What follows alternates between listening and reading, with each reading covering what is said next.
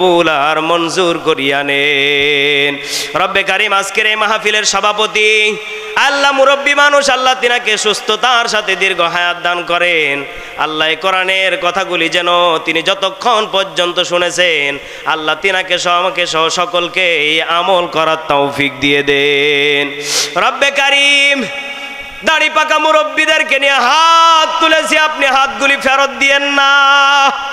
আল্লাহ তাআলা আপনি খাস করে আজকের এই প্রধান অতিথি মাহফিলের আল্লাহ তিনাকেও কবুল করে নেন। যুবক মানুষ, আল্লাহ তিনাকেও সুস্থতার সাথে দীর্ঘ হায়াত দান করেন। আমার কলিজার টুকরা আলামিন ভাই সহকারে, জুয়েল ভাই সহকারে, মিডিয়ার ভাই যারা আছেন, মেঘা 24 সহকারে, আল্লাহ ইসলামিক মিডিয়া সহকারে যত মিডিয়ার ভাইয়েরা এসেছে আল্লাহ সকল মিডিয়াকে আপনি কোরআনের জন্য কবুল করে নেন। ওয়াজ আলামিন মিডিয়া ভাইকে আপনি কোরআনের জন্য কবুল করে নেন। যত মিডিয়ার ভাইয়েরা এসেছে, কত জায়গা থেকে তারা ছুটে এসেছে আপনার কোরআনের প্রচার করার জন্য। রব্বে কারিম সকলকে আপনি কোরআনের সত্য প্রচার করার জন্য আল্লাহ তাদেরকে সঠিক ইসলামের জ্ঞান দান করে দেন।